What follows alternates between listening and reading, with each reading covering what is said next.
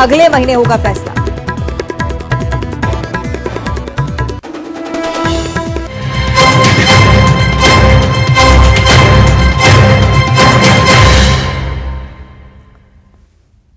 नमस्कार, स्वागत है आपका इस बुलेटिन में। मैं हूं आपके साथ अवंतिका श्रीवास्तव। सबसे पहले बुलेटिन में मुंबई से मिल रही बड़ी खबर की चर्चा करेंगे। क्रिकेटर सचिन तेंदुलकर ने मुंबई क्राइम ब्रांच में मामला दर्ज करवाया है। इंटरनेट पर चल रहे फेक विज्ञापनों में उनका नाम, उनकी फोटो और उनकी आवाज का इस्तेमाल होने का ये मामला, जिसे लेकर शिकायत दर्ज करवाने के लिए पहुंचे हैं क्राइम ब्रांच में सचिन तेंदुलकर। उनके तरफ से मामला दर्ज करवाया गया। कहा गया कि उनके नाम, इमेज और आवाज का इस्तेमाल करके लोगों से ठगी की जा रही है। मुंबई पुलिस की साइबर सेल ने अज्ञात शख्स के खिलाफ आईपीसी की धारा 420, 465 और 500 के तहत केस दर्ज किया है। जांच शुरू कर दी गई है। तो क्राइम ब्रांच पहुंचे सचिन तेंदुलकर, ये तस्वीर भी सामने आई है। उनके नाम का, उनकी इमेज का और उनकी आवाज का गलत इस्तेमाल हो रहा है। कई विज्ञापन ऐसे इंटरनेट पर सर्कुलेट किए जा रहे हैं जिनमें सचिन तेंदुलकर की इमेज लगाकर वो विश्वसनीयता दिलाकर ठगी की जाती है। ज्यादा चर्चा के लिए हमारे साथ Amit Rai, editor, phone line पर जुड़ रहे हैं। अमित, क्या कुछ जानकारी, क्या कुछ शिकायत सचिन तेंदुलकर की तरफ से? देखिए, सचिन तेंदुलकर ने मुंबई क्राइम ब्रांच के साइबर सेल में इंटरनेट पर चल रहे फेक विज्ञापनों का नाम, फोटो और आवाज का इस्तेमाल होने को मामला दर्ज करा है। उन्होंने अपनी शिकायत में आरोप लगाया कि उनके नाम, इमेज और आवाज का इस्तेमाल करके लोगों से ठगी की जा रही है। इतना ही नहीं, एक फेक विज्ञापन यह भी दावा कर रहा है कि उनका प्रोडक्ट खरीदने में सचिन तेंदुलकर की साइन की हुई टी शर्ट भी मिलेगी। सचिन तेंदुलकर की शिकायत के बाद मुंबई पुलिस की साइबर सेल ने मामला दर्ज कर जांच शुरू कर दी है। जानकारी के मुताबिक तेंदुलकर के निजी सहायक ने मामला दर्ज कराया है। शिकायत के मुताबिक 5 मई को फेसबुक पर एक ऑयल कंपनी का ऐड देखा, जिसमें ऑयल कंपनी ने तेंदुलकर की फोटो का इस्तेमाल किया था। साथ ही विज्ञापन पर नीचे लिखा हुआ था कि प्रोडक्ट खुद सचिन तेंदुलकर ने रिकमेंड किया है। तेंदुलकर के निजी सहायक की शिकायत के मुताबिक ऐसे ही ऐड इंस्टाग्राम पर भी देखे गए हैं। मुंबई क्राइम ब्रांच को मिली शिकायत करता को सचिन तेंदुलकर ऐसे किसी भी प्रोडक्ट को सपोर्ट नहीं करते हैं। इस विज्ञापन में सचिन तेंदुलकर की आवाज का गलत इस्तेमाल किया गया, साथ ही उनकी तस्वीरों का दुरुपयोग किया गया। शिकायत मिलने के बाद क्राइम ब्रांच ने इस मामले में आईपीसी विभिन्न धाराओं 420, 465 और 500 के तहत मामला दर्ज किया। इसमें धोखाधड़ी और जालसाजी और आईटी अधिनियम की संबंधित धाराएं शामिल है और इस पूरे मामले की जांच बड़ी गहनता से मुंबई क्राइम ब्रांच कर रही है। निश्चित तौर पर अमित, इस तरह के मामले हमने पहले भी देखे, आगे देखना होगा क्या कुछ क्राइम ब्रांच की तरफ से कार्रवाई होती है। बहुत शुक्रिया आपका इस पूरी जानकारी के लिए। और अब जशपुर से अगली बड़ी खबर, जहां रौनी के जंगल में भीषण आग लगी हुई है। सड़क के किनारे आग की लपटें पहुंच गई हैं। आग से हजारों पेड़ पौधे जलकर खाक हो चुके हैं। बगीचा वन परिक्षेत्र का ये पूरा मामला आपको बता रहे हैं। रौनी के जंगल में भीषण आग, जशपुर की एक घटना, 9वीं या 10वीं एक घटना होगी जंगल में आग लगने की जशपुर में। और इतनी भीषण आग है जिस पर काबू पाया जाना बहुत मुश्किल। ये आग धीरे धीरे फैलती हुई पूरे जंगल को अपनी चपेट में ले रही है। साथ ही साथ सड़क के किनारे तक आग की लपटें यहां पहुंची हैं। आसपास राहगीरों को भी इससे परेशानी होने की संभावना, क्योंकि आग पर काबू पाने की कोशिश वन विभाग की तरफ से अभी तक नहीं की गई। आग से हजारों पेड़ पौधे जलकर राख हो चुके हैं। बगीचा वन परिक्षेत्र का ये पूरा मामला है। वन्य जीवों को भी भारी नुकसान पहुंचता है जब जब जंगल में आग लगती है। तस्वीरें भी आप देखिए, जशपुर से लगातार इस तरह की घटनाएं सामने आ रही हैं। रौनी के जंगल में इस बार आग लगी है। अहिनमाड़ा के जंगल में भी आग की सूचना पहले सामने आई। सहयोगी दीपक इस पर हमें जानकारी देंगे। दीपक, क्या स्थिति है फिलहाल मौके पर? अवंतिका, मैं आपको बताऊं कि पिछले एक सप्ताह से जशपुर जिले के विभिन्न परिक्षेत्रों में आग लगने की घटनाएं तेज हो चुकी हैं और बगीचा वन परिक्षेत्र में आग का खासा असर देखने को मिला है। अहिनमाड़ा, बगडोल, सूत्री समेत कई इलाकों में आग लगने की खबर थी और बीती रात रौनी जो घाट है उसमें भीषण आग लगी थी और आग लगने की वजह से जो आवागमन है वो रात को प्रभावित हो गया था। लोग आवाजाही करने में डर रहे थे क्योंकि जो आग है वो सड़क तक पहुंच चुकी थी और फिलहाल जो है आग पर काबू नहीं पाया जा सका है। भीषण आग लगी हुई है और इस आग में हजारों पेड़ पौधे जो है वो जलकर खाक हो गए हैं और वन विभाग जो है वो वहां पे पहुंचा हुआ है, लेकिन आग इतनी भीषण है कि आग पर काबू पाना काफी मुश्किल यहाँ पर नजर आ रहा है। और आग की वजह से जो जंगली जानवर हैं वो भी यहाँ पर सड़कों पर दिखाई दे रहे हैं, तो आग की वजह से यहाँ पर काफी जो जंगल है वो प्रभावित हुआ है। ठीक है, शुक्रिया आपका दीपक जानकारी के लिए। तो वन विभाग की उदासीनता की वजह से भी लोग काफी परेशान यहाँ पर हो रहे हैं। जंगल में आग लगातार फैलती हुई। अंबिकापुर से अगली बड़ी खबर, जहां कार ने बाइक सवार दंपति को टक्कर मारी। हादसे में पति की मौत हो चुकी है जबकि पत्नी गंभीर रूप से घायल बताई जा रही है। घायल महिला को अस्पताल में भर्ती करवाया गया। शादी समारोह में शामिल होने के लिए दोनों पहुंच रहे थे, लेकिन इसी दौरान ये दुर्घटना हो गई। अंबिकापुर से ये जानकारी। कार ने बाइक सवार दंपति को टक्कर मारी, जिसमें पति की घटनास्थल पर ही मौत हो गई, जबकि पत्नी को गंभीर हालत में अस्पताल में भर्ती करवाया गया है। इलाज फिलहाल जारी है। शादी समारोह में शामिल होने के लिए दोनों निकले थे, लेकिन इसी दौरान दुर्घटना का शिकार हुए। तो अंबिकापुर में हादसे को लेकर ये जानकारी। दंपति को कार सवार ने टक्कर मारी। कार सवार की तलाश में भी पुलिस लगातार जुटी हुई। किस वजह से पूरी दुर्घटना हुई, अनियंत्रित हुआ होगा वाहन निश्चित तौर पर। इस वजह से घटनास्थल पर पति की मौत, जबकि पत्नी गंभीर रूप से घायल। लापरवाहीवश ड्राइविंग का ये पूरा केस हो सकता है। हालांकि पुलिस लगातार मामले की जांच करी। कार सवार कार चालक की तलाश में भी लगातार जुटी हुई। तो शादी समारोह में शामिल होने के लिए दंपति घर से निकला था, लेकिन उसके बाद ये दुर्घटना का शिकार हुए। पति की घटनास्थल पर मौत हो गई, जबकि पत्नी गंभीर अवस्था में अस्पताल में फिलहाल भर्ती। उपचार लगातार चल रहा है।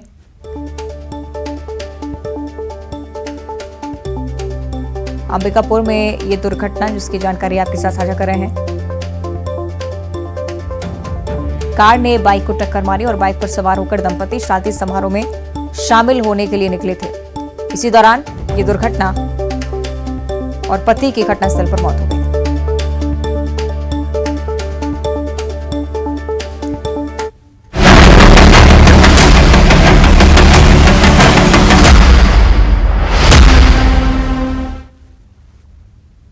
और कर्नाटक विधानसभा चुनाव की चर्चा करेंगे। वोटों की गिनती लगातार चल रही है और न्यूज 18 पर चुनाव परिणाम मंत्री कवासी लखमा भी देख रहे हैं। कर्नाटक चुनाव में ऑब्जर्वर के तौर पर जिम्मेदारी उन्हें दी गई थी।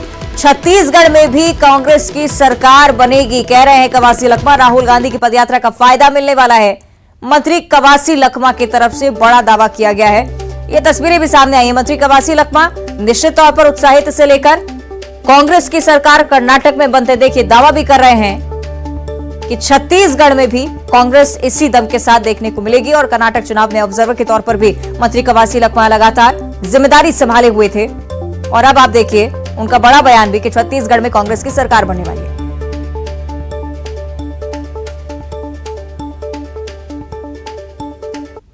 नेता और प्रदेश के आबकारी मंत्री कवासी लखमा कर्नाटक दौरे में थे और जो कर्नाटक के जो परिणाम अभी सामने आ रहे हैं उसको लेके काफ़ी उत्साहित है। और आइए उनसे बात करते हैं कि कैसा रहा उनका प्रचार और जो परिणाम आ रहे हैं उनको लेके क्या कहेंगे। दादी, जो परिणाम आ रहे हैं, जो रुझान आ रहा है, उसको लेके क्या कहेंगे? आज कर्नाटक के चुनाव में एक सत्तारूढ़ भारतीय जनता पार्टी और देवेगौड़ा का पार्टी कुमारस्वामी और कांग्रेस पार्टी सीधा लड़ाई लड़ी है। और उसके अलावा और कुछ पार्टी लड़े हैं।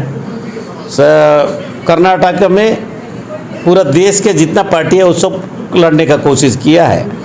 उसके बावजूद भी एक पूरा केंद्र के मंत्रिमंडल, देश के मुख्यमंत्री वहाँ जाके डेरा डाले थे। एक तरफ राहुल गांधी जी बिना पद से, ना सांसद भी नहीं है, और उसके बहन प्रियंका गांधी, सोनिया गांधी भी एक सभा की है। और हमारा राष्ट्रीय अध्यक्ष उस क्षेत्र का है खड़गे साहब। ये सब लोग प्रयास करने से वहाँ का जनता ने कांग्रेस पार्टी को और आगे बढ़ाने की कोशिश कर रहा है। हमारा पूरी उम्मीद है कि राहुल गांधी का रंग कर्नाटक में आएंगे और कर्नाटक में कांग्रेस का सरकार बनेगा। कितना कड़ा मुकाबला मानते हैं इसे? अभी लगातार कड़ा मुकाबला को पार करते हुए कांग्रेस आगे बढ़ रहा है। अभी 1-2 घंटा का समय है। हम उम्मीद करते हैं कि कांग्रेस का सरकार बने और सब लोग चाहते हैं कि कांग्रेस का सरकार बनने जाएगा। कांग्रेस जश्न मनाएगी इसको? इसमें हम लोग राजनीतिक दल के लोग हैं। कांग्रेस कर्नाटक में जश्न मनाने शुरू कर दिया है और देश में भी जश्न मनाएंगे। छत्तीसगढ़ में भी चुनाव होने वाले, क्या लगता है आपको? छत्तीसगढ़ में अभी 5-6 महीना बचा है। या तो कांग्रेस पार्टी सरकार बनेगा या तो भूपेश बघेल का तोड़ कुछ नहीं। कर्नाटक में जो परिणाम आया उसको लेकर खुद आबकारी मंत्री कवासी लखमा खुश है और ये जश्न मनाने की तैयारी की जा रही है। श्रीनिवास नायडू, न्यूज 18 जगदलपुर। तो मंत्री कवासी लखमा को आपने सुना, लेकिन कर्नाटक चुनाव पर मंत्री अमरजीत भगत क्या कह रहे हैं ये भी आपको सुनाते हैं। कर्नाटक में कांग्रेस की जीत होने वाली है। मंत्री अमरजीत भगत की तरफ से बड़ा दावा, कर्नाटक के नतीजों से बीजेपी कर्नाटक बंद होगा। कर्नाटक की जनता ने ठान लिया है, कर्नाटक सबका नाटक बंद करेगा। जहां लोग बदलाव चाह रहे हैं और पूरे हिंदुस्तान में जिस प्रकार से भारतीय जनता पार्टी तांडव कर रही है उसका एक तरह से अंत होगा। और अगर ये कहें कि कर्नाटक से भारतीय जनता पार्टी का नाटक का अंत होगा तो अतिशयोक्ति नहीं होगा। युवाओं के साथ इन्होंने एक वादा किया था कि हम हर वर्ष 2 करोड़ युवाओं को नौकरी देंगे, उसका अता पता नहीं, बल्कि जो नौकरी का अवसर है उसको समाप्त किया जा रहा है। लोग सड़कों पर है, लोगों में गुस्सा है और इसका परिणाम कर्नाटक चुनाव के परिणाम में देखने को मिलेगा। कांग्रेस भारी बहुमत के साथ सरकार बनाएगी और भारतीय जनता पार्टी का कर्नाटक से अब पूरे देश में नाटक बंद होगा। और इधर मुरैना के जौरा में पीसीसी चीफ कमलनाथ पहुंचे। कर्नाटक चुनाव के रुझानों पर उनकी तरफ से भी प्रतिक्रिया सामने आई। कांग्रेस का बहुत अच्छा प्रदर्शन देखने को मिल रहा है। कमलनाथ कह रहे हैं निश्चित है कि कांग्रेस की सरकार वहां पर बनेगी, लेकिन बीजेपी के सौदे की राजनीति खत्म नहीं हुई है। बीजेपी अब भी यही कोशिश करेगी, कमलनाथ की तरफ से कहा गया। अभी तक जो खबर है कांग्रेस का बहुत अच्छा प्रदर्शन है और ये निश्चित है कि कांग्रेस की सरकार बनेगी। भारतीय जनता पार्टी का प्रयास रहेगा कि अन्य पार्टियों से या स्वतंत्र उम्मीदवारों से मिलकर खरीद फरोख्त करें, सौदा करें, जो उन्होंने हमेशा किया, अरुणाचल प्रदेश से शुरू किया था। ये सौदे की राजनीति की शुरुआत जो उन्होंने करी है अरुणाचल प्रदेश से, ये अभी तक खत्म नहीं हुई। और अब कोंडागांव की ओर हम बढ़ेंगे, जहां कर्नाटक चुनाव परिणाम के बाद से कांग्रेस कार्यकर्ताओं में उत्साह की लहर है। कांग्रेसी के चेहरे पर मुस्कान बिखर गई है। पीसीसी अध्यक्ष मोहन मरकाम ने मिठाइयां भी बांटना शुरू कर दी हैं। कांग्रेस कार्यकर्ता एक दूसरे को मिठाई खिला रहे हैं। ये देखिए तस्वीरें आपकी टीवी स्क्रीन पर। पीसीसी अध्यक्ष मोहन मरकाम कर्नाटक चुनाव को लेकर उत्साह जाहिर करते हुए कांग्रेस कार्यकर्ता नेता यहां पर उनके आवास पर मौजूद हैं। कांग्रेसी के चेहरे खिल उठे हैं। मिठाई खिलाई है ऐसी खुशी में पीसीसी अध्यक्ष मोहन मरकाम ने। जीत का दावा अब लगातार किया जा रहा है।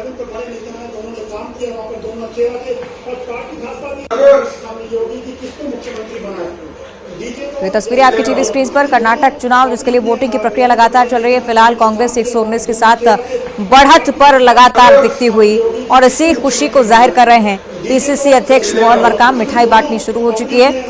इसी तरह से छत्तीसगढ़ के अलग अलग कांग्रेस कार्यालयों में कांग्रेस कार्यकर्ता भी जश्न में डूबे हुए पीसीसी अध्यक्ष मोहन मरकाम को फिलहाल हम आपको दिखा रहे हैं। कांग्रेस नेताओं के साथ मिठाई खाकर खुशियां मना रहे हैं कर्नाटक चुनाव परिणाम को लेकर। और दावा भी लगातार किया जा रहा है कि छत्तीसगढ़ में भी इसी तरह की स्थिति। ये तस्वीरें आप देखिए, बहुत खास ये तस्वीरें। छत्तीसगढ़ के मुख्यमंत्री भूपेश बघेल मिठाइयां बांटते हुए अब कांग्रेस में उस तरह की उमंग, उस तरह का उत्साह आपको दिखा रहे हैं। क्या कह रहे हैं मुख्यमंत्री भूपेश बघेल, सीधे सुनाते हैं। कर्नाटक जीते, हिमालय से लेकर अब समुद्र तक कांग्रेस ने सफलता हासिल की है। और जो कांग्रेस मुक्त भारत की बात करते थे, अब दक्षिण भारत में भारतीय जनता पार्टी मुक्त हो चुकी है।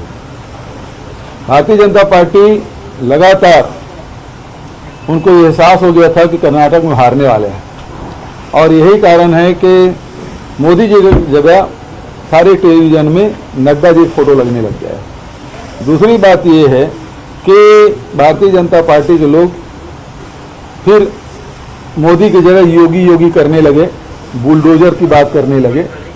और भारतीय जनता पार्टी के नेताओं से पहले हमारे अरुण साहू जी को पता चल गया था। तभी बोले कि हम यहाँ उत्तर प्रदेश की तरह यहाँ भी बुलडोजर चलाएंगे।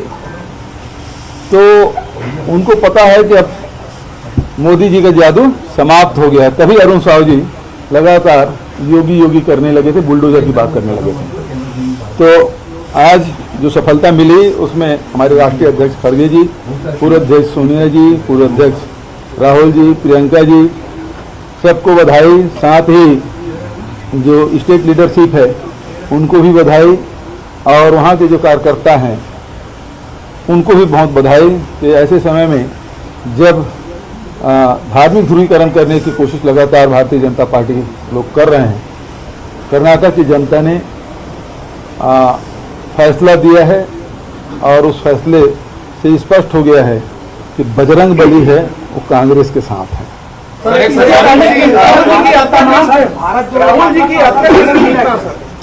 मैं उस यात्रा में था और कर्नाटक में था, बेल्लारी सभा में था। उसी समय से लग गया था राहुल जी के साथ पद यात्रा वगैरह करते।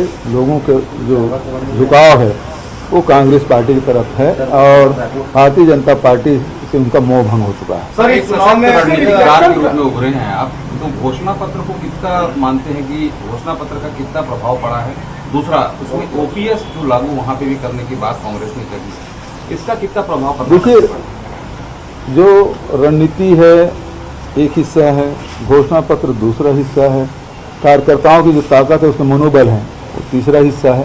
तो ये 3-4 एक साथ करेंगे सभी को तो फिर वो सफलता मिलती है।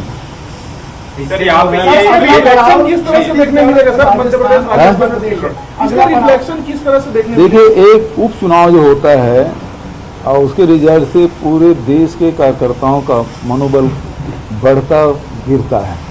ये तो एक बहुत बड़ा राज्य है जहाँ 224 विधानसभा है, वहाँ भारतीय जनता पार्टी की सरकार थी, उसको हम लोग छीने। उसके पहले हिमाचल प्रदेश में भारतीय जनता पार्टी की सरकार थी, उसको हम लोग छीने। तो निश्चित रूप से इससे कार्यकर्ताओं के मनोबल में वृद्धि होगी और आत्मविश्वास बढ़ेगा और जो हम मुद्दे लेकर जनता के बीच में जा रहे हैं उसे जनता अपना रही है। सर, जो 40% कमीशन की बात आप लोगों ने की, भ्रष्टाचार एक बड़ा मुद्दा बना कर्नाटक के भीतर में। राहुल गांधी जी कह रहे थे इसी बात को, आप लोगों ने जो बहुत जोर देकर किया, तो क्या जनता ने इस मुद्दे पर भी वोट किया है और कांग्रेस के साथ? वो एनालिसिस वाले करेंगे निश्चित रूप से, लेकिन वो बड़ा मुद्दा कांग्रेस ने बनाया था। एक तो महंगाई है, बेरोजगारी है और 40% कमीशन, और वो भारतीय जनता पार्टी कार्यकर्ता उस बात को लेकर आत्महत्या कर रहे हैं। उसके विधायक यहाँ 6-6 करोड़ रुपया मिल रहा है। तो ये भ्रष्टाचार तो अपने आप में बड़ा मुद्दा था। छत्तीसगढ़ में आप लोग महंगाई और बेरोजगारी का लगातार जिक्र करते रहे हैं। केंद्र सरकार रोजगार नहीं दे पा रही है, लेकिन भारतीय जनता पार्टी केंद्र की योजनाओं को लेकर महासंपर्क अभियान चलाने जा रही है 15 और 16। सवाल इस बात का है कि आम जनता के दो दैनंदिनी जो उपयोग की चीज़ें हैं उस सब में वृद्धि हुई है और उसका कारण है कि आप पेट्रोल, डीजल, रसोई गैस, केरोसिन सबकी कीमतों में वृद्धि कर दी है। तो इसके कारण से ट्रांसपोर्टेशन बढ़ गया है, खेती बढ़ गया, खेती की लागत में वृद्धि हुई है और उसके कारण से आम जनता परेशान है। तो लेकिन छत्तीसगढ़ सरकार जहाँ जहाँ कांग्रेस की सरकार है वो हर प्रकार से लोगों को मदद कर रही है महंगाई से जूझने के लिए। आप छत्तीसगढ़ में देखें कि हमने किसान न्याय योजना, राजीव गांधी किसान न्याय योजना लागू किया, भूमिहीन श्रमिक न्याय योजना, गोधन न्याय योजना, बेरोजगारी भत्ता, ये सब लघु अनुपज के 65 प्रकार की खरीदी, उसके समर्थन में घोषित करना, वैल्यू एडिशन करना। तो ये ऐसे काम हैं जिससे आम जनता को महंगाई से लड़ने में सहयोग मिलता है और इसी कारण है कि वो देख रहे हैं कि एक तरफ भारतीय जनता पार्टी केंद्र बैठी सरकार है जो लगातार आम जनता की जेब से पैसा निकालने का काम करती है, वहीं कांग्रेस पार्टी है वो आम जनता को मजबूत बनाने के लिए। तो आपने सुना कर्नाटक विधानसभा चुनाव को लेकर मुख्यमंत्री भूपेश बघेल क्या कुछ कह रहे थे और अब सीधे आपको सुनाएंगे कि अरुण साव इस ओर में क्या कुछ सोचते हैं, इस पर हम चर्चा करेंगे। छत्तीसगढ़ बीजेपी अध्यक्ष हैं अरुण साव, बहुत स्वागत करती हूँ आप न्यूज 18 पर। जो रुझान सामने आ रहा है उसके बाद से कांग्रेस कार्यालय में खुशी का माहौल है, मिठाई बांट रहे हैं सीएम भूपेश बघेल। प्रतिक्रिया आपकी फिलहाल रुझानों पर।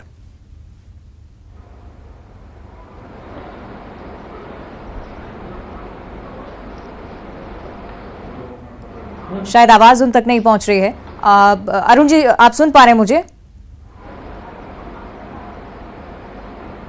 चलिए कोशिश करेंगे हम कनेक्ट करें उनसे दोबारा। लेकिन ये तस्वीरें भी आप देखिए, कांग्रेस में लगातार खुशी का माहौल। सीएम भूपेश बघेल, मीडिया संचार प्रमुख सुशील आनंद शुक्ला, पीसीसी अध्यक्ष मोहन मरकाम, एक साथ ये तस्वीरें सामने आई हैं। इसमें मिठाई बांटते हुए नजर आए हैं मुख्यमंत्री भूपेश बघेल और छत्तीसगढ़ की जमीनी स्थिति को भी लेकर कह रहे हैं कर्नाटक अपने कब्जे में किया है, छत्तीसगढ़ में तो बहुमत के साथ हैं और दोबारा सरकार यहां पर रिपीट होगी, बड़ा दावा उनकी तरफ से। हालांकि कल भी मुख्यमंत्री भूपेश बघेल की तरफ से कर्नाटक चुनाव को लेकर पहले ही कह दिया गया था कि कांग्रेस को अच्छी खासी बहुमत मिल सकती है और अब चूंकि जेडीएस की स्थिति को लेकर भी संशय, लेकिन 113 का जो आंकड़ा पार कर लिया है कांग्रेस ने यहां पर होके लड़ी। मैं खड़गे जी को, राहुल जी को, सोनिया और प्रियंका जी को और खासकर जो स्टेट लीडरशिप है उसको बधाई देता हूं और वहां के जो कार्यकर्ता हैं उनको बधाई। सर, कुछ महीने में हमारे यहाँ भी इलेक्शन होने वाले, तो किस टाइप की तैयारियां? बीजेपी बहुत सारे एलिगेशन लगा रही है, कैसे देखिए उनके पास कोई मुद्दा रह नहीं गया है और न उनके साथ किसान हैं, न उनके साथ आदिवासी हैं, न उनके साथ महिलाएं हैं, न युवा है, न अनुसूचित जाति के लोग हैं। कोई वर्ग उनके साथ नहीं है, उनके पास कोई मुद्दा भी नहीं रहा और इस कारण से वो अनर्गल आरोप लगा के छवि धूमिल करने की कोशिश कर रहे हैं सरकार की। तो ईडी के भरोसे वो चुनाव नहीं जीत सकते। सर, बजरंगबली को लेकर काफी हल्ला हुआ था कर्नाटक इलेक्शन। अब देख लीजिए बजरंगबली किसके साथ हैं। आपने भी कहा। और अरुण जी से एक बार फिर से हम संपर्क साधने की कोशिश करेंगे। अरुण साहब जी, आप सुन पा रहे हैं मुझे? और अगर सुन पा रहे हो तो रुझानों पर सबसे पहले प्रतिक्रिया आपकी। देखिए, अभी बहुत सारी सीटों पे थोड़े थोड़े वोटों का अंतर पता चल रहा है, तो निश्चित रूप से ये टेली थोड़ी देर में और बदलेगी ऐसा मुझे भरोसा है। पर देश की राजनीति में नरेंद्र मोदी जी के प्रधानमंत्री बनने के बाद विकास की राजनीति, डेवलपमेंट की राजनीति, जन कल्याण की राजनीति, गरीब कल्याण की राजनीति प्रारंभ हुई है और उसी के आधार पर हम कर्नाटक के विधानसभा के चुनाव पर गए थे और निश्चित रूप से मुझे उम्मीद है कि थोड़े समय में और ये जो आंकड़े आए हैं, रुझान आए हैं, ये बदलेंगे और भारतीय जनता पार्टी के पक्ष में अच्छा परिणाम आएगा। 120 पर कांग्रेस की बढ़त देखने को मिल रही है अरुण साहब जी। हालांकि आप चूंकि आप कह रहे हैं कि हो सकता है स्थिति में बदलाव आए, तो कुछ भी कहना हालांकि मुश्किल होता है इस समय पर। अरुण जी, जब बात की गई मुख्यमंत्री भूपेश बघेल से, तो उन्होंने छत्तीसगढ़ की स्थिति को लेकर भी स्पष्ट कर दिया कि बीजेपी के पास कोई मुद्दा नहीं है, कर्नाटक जैसे यहां पर भी कांग्रेस की सरकार बनेगी। प्रतिक्रिया आपकी। देखिए, छत्तीसगढ़ में मुद्दों की कमी नहीं है। यदि कांग्रेस के जन घोषणा पत्र के वादों का विश्लेषण करें कि 4.5 पौने 5 साल में राज्य की कांग्रेस सरकार ने कितने वादों को पूरा किया, तो एक भी वादा राज्य की कांग्रेस सरकार ने पूरा नहीं किया। हर वर्ग को ठगने का, धोखा देने का काम किया, चाहे वो माताएं बहनें हो, चाहे युवा हो, बुजुर्ग हो, किसान हो, राज्य के अधिकारी कर्मचारी हो, सबको ठगने का काम किया।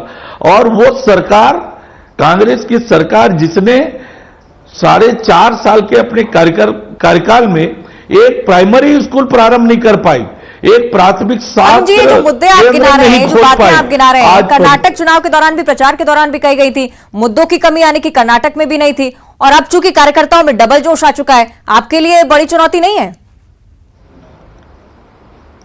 देखिए, छत्तीसगढ़ में हम पूरी ताकत से लगे हुए हैं, जनता का आशीर्वाद मिल रहा है। जिस प्रकार से छत्तीसगढ़ को कांग्रेस की सरकार ने भ्रष्टाचार का गढ़ बना दिया, अपराध का गढ़ बना दिया, माफियाओं का गढ़ बना दिया, दोनों हाथ से गरीब जनता को लूटने का काम किया, हर वर्ग को धोखा देने का काम किया, और इसलिए छत्तीसगढ़ की जनता में राज्य की कांग्रेस की सरकार को लेकर आक्रोश है और निश्चित रूप से छत्तीसगढ़ में 2023 में भारतीय जनता पार्टी की सरकार बनेगी। कर्नाटक की स्थिति को लेकर फिलहाल क्या राय है आपकी? कहां चूक हो गई? क्योंकि रुझान में भी, अब एग्जिट पोल्स की भी अगर हम बात कर लें, तो बीजेपी उस तरह की बहुमत तो हासिल नहीं कर पा रही। 150 से ज्यादा का आंकड़ा प्रचार के दौरान कहा गया था नेताओं की तरफ से। अरुण जी, देखिए, अभी जैसे मैंने कहा कि अभी परिणाम आना बाकी है और जब तक परिणाम ना आ जाए तब तक कुछ भी कहना ठीक नहीं है। और निश्चित रूप से ये टेली में परिवर्तन आएगा, अभी जो रुझान दिख रहे हैं, और भारतीय जनता पार्टी का सीटें बढ़ेगी निश्चित रूप से। अरुण जी, मुद्दों की आप लगातार चर्चा कर रहे हैं, कर्नाटक के रुझानों को अगर हम देखें या उनके परिणामों को देखें, क्या आपको लगता है कि कर्नाटक में बीजेपी के मुद्दे नकारे गए, कांग्रेस की तरफ से आप जितना भी पलटवार कर रहे थे, क्या वो कहीं ना कहीं कम नजर आया? और क्या उस लिहाज से कि छत्तीसगढ़ में भी आप कहीं ना कहीं मुद्दा बदलने की तैयारी में? देखिए, छत्तीसगढ़ में तो राज्य सरकार की वादा खिलाफी, भ्रष्टाचार, अपराध, धर्मांतरण, ऐसे सारे मुद्दे आज छत्तीसगढ़ के ज्वलंत मुद्दे हैं। जन घोषणा पत्र को झुठलाने का काम इन्होंने क्या किया? देखिए, जब जन घोषणा पत्र जारी हो रहा था तो जन घोषणा पत्र समिति के अध्यक्ष टीएस सिंहदेव जी ने कहा कि हम बेरोजगारों को बेरोजगारी भत्ता देने के लिए एक साल में 3,000 करोड़ रुपए की व्यवस्था करेंगे, 10 लाख युवाओं को बेरोजगार देंगे, बेरोजगारी भत्ता देंगे। लेकिन 4 साल कुछ नहीं किया। अंतिम साल में बजट में प्रावधान किया तो 250 करोड़ का प्रावधान किया। कहा 15,000 करोड़ का वादा और प्रावधान किया 250 करोड़ रुपया का। तो ये तो हर वर्ग के साथ ठगी, हर वर्ग को धोखा देने का काम और झूठे वादे करने का काम कांग्रेस पार्टी की सरकार ने किया है। तो आज हर वर्ग कांग्रेस पार्टी की सरकार से नाराज है, सबक सिखाने के लिए तैयार बैठे हैं और 2023 में निश्चित रूप से कांग्रेस पार्टी को सबक सिखाएगी छत्तीसगढ़ की जनता। अरुण जी, कर्नाटक को लेकर बात हो रही थी तो बीजेपी सरकार बचाने के लिए यहां पर काम कर रही थी, यहां पर चुनाव इसी मद्देनजर लड़ा गया, लेकिन छत्तीसगढ़ में बहुत मुश्किल कहीं ना कहीं लगता है क्योंकि सरकार की सत्ता वापसी का सवाल है यहां पर। देखिए, जिस प्रकार के काम 4.5 साल में राज्य की कांग्रेस की सरकार ने किया है, छत्तीसगढ़ के भविष्य से खिलवाड़ किया, छत्तीसगढ़ के लोगों को धोखा दिया, छत्तीसगढ़ के विकास को अवरुद्ध करने का काम किया, छत्तीसगढ़ को भ्रष्टाचार का गढ़ बना दिया, अपराध का गढ़ बना दिया।